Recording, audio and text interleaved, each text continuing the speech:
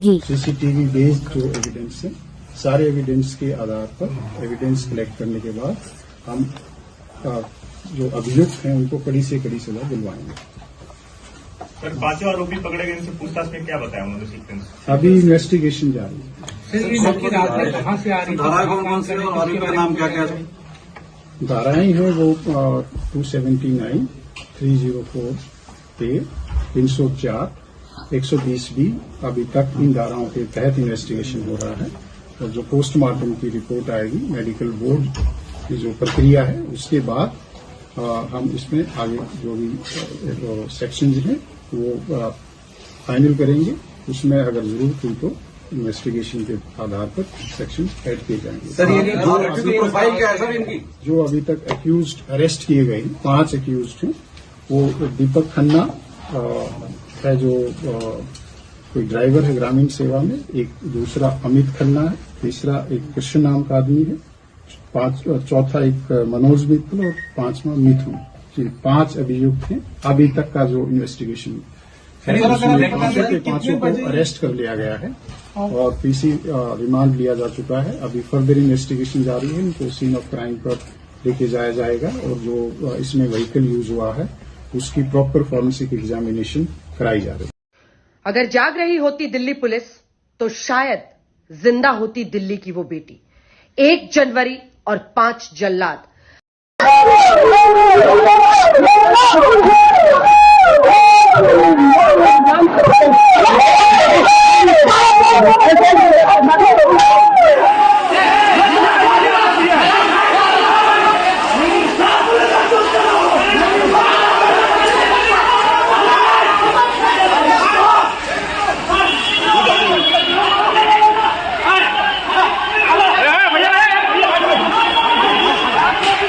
माता जी, एक बार अपना नाम बता दीजिए। मेरा नाम रेखा है। रेखा जी, क्या हुआ है बेटी के साथ? क्या कह के गई थी वो? मेरी बेटी नु कह रही थी मैं मम्मी इवेंट पे जा रही हूँ, मेरा आज का काम है, मैं रात तक आ पाऊंगी। इवेंट का तो रात का ही काम होता है, शादी ब्याह क्या। अच्छा, आपको क्या लग रहा है क्या हुआ है? पुलिस इसे एक्सीडेंट बता रही है, आपको क्या लगता है? सर, उसके साथ एक्सीडेंट हुआ, गलत भी करा है उसके साथ, सब कुछ गलत भी करा। सर, एक्सीडेंट से कपड़े फटते हैं, पहले भी उसका एक बार एक्सीडेंट हुआ है तो सारी घसड़ गई थी।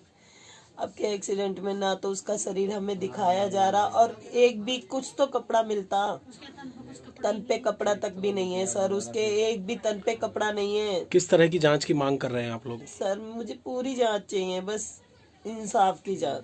ठीक है, थैंक यू।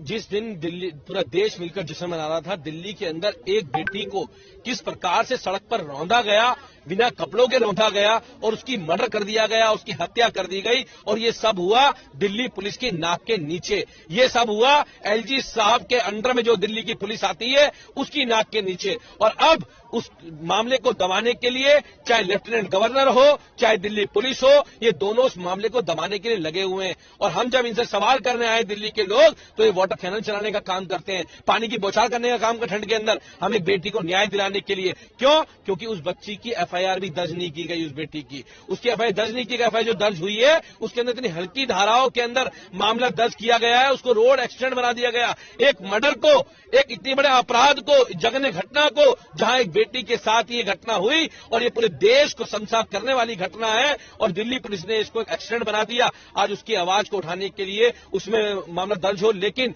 पूरी की पूरी पुलिस और लेफ्टिनेंट गवर्नर हम समझ सकते हैं किस लिए मौन है। ये इसलिए मौन है क्योंकि उसका 5 में जो एक मुख्य आरोपी है वो आरोपी भाजपा का नेता है, उसको भारतीय जनता पार्टी संरक्षण प्राप्त है और हम चाहते हैं कि ये कार्रवाई हो, एफआईआर दर्ज हो। ये मर्डर है, ना कि ये कोई रोड एक्सीडेंट है। लेकिन ये पुलिस आगे कहती है, सामने डीसीपी साहब आके कहते हैं जी वो जो था उसके साथ बलात्कार नहीं हुआ। हमने कहा उसने ड्रिंक नहीं कर रखी थी, ये मेडिकल में पता लगेगा ड्रिंक हुई थी या नहीं की थी, लेकिन बलात्कार नहीं हुआ, ये डीसीपी ने वैसे ही बता दिया। उन्होंने कहा वो रोड एक्सीडेंट था।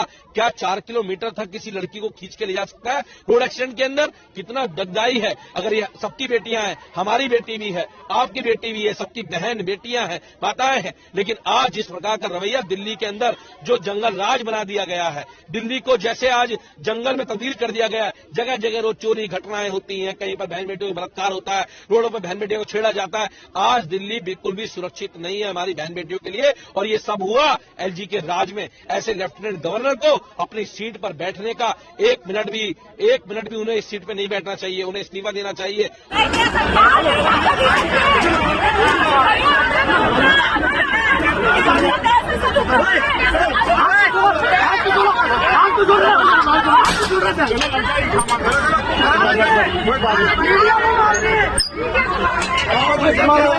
इस तरीके से तो पुलिस अब बदसलूकी पे उतर आई है और जो धक्के मार